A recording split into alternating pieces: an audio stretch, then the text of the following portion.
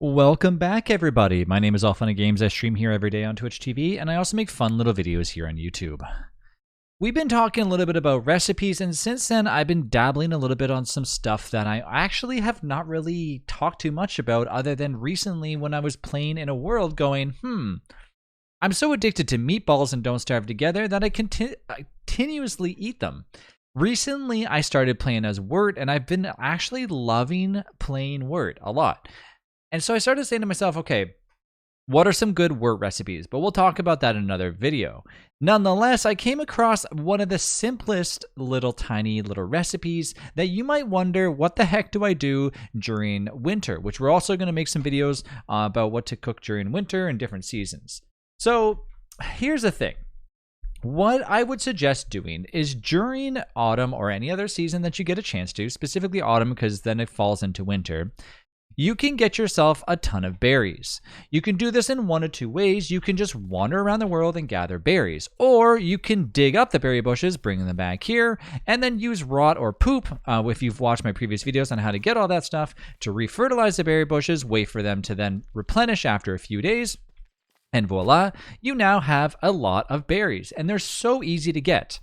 So once again, they're super simple to get. Now, as time goes on in your world, right away you actually are able to get ice after, I believe, the 4th day of autumn.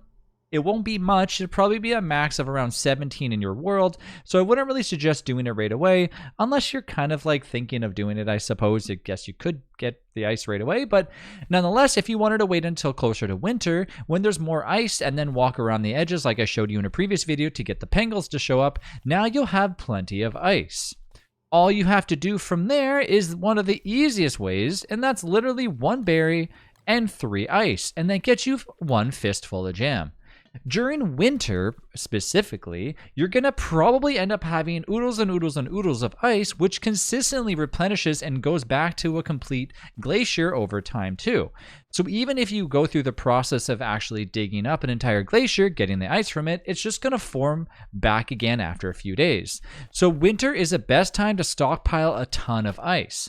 Now, ideally, you don't want to use all your ice, as you, of course, if you followed some of my other videos, you want to make sure that you use it for your flingos and obviously save some for some other recipes if you really want to. But truthfully, 1 berry and 3 ice is pretty dang awesome.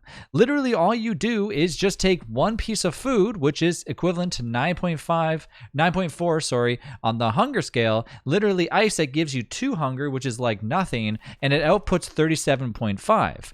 Not a meatball, but basically half of what a meatball would give you. It's enough to actually fill up your belly, and especially if you're playing a character like Wirt, it makes things even better. So this actually goes in the stockpile of one of the best recipes in Don't Starve Together.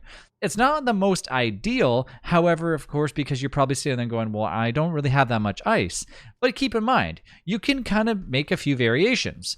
If you have berries that are, of course, starting to rot and you want to cook them up, and then you want to, fiddle around a little bit, you can do 2 berries and 2 ice, or 3 berries and 1 ice, or whatever you want to do. But nonetheless, it's still giving you a decent amount of output.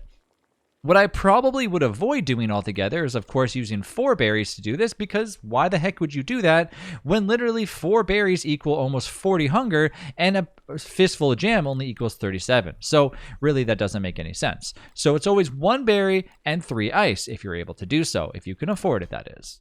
So there you go. One of the easiest recipes in Don't Starve Together. I hope you enjoyed this video. Thanks again for watching, and I will see you in the next one.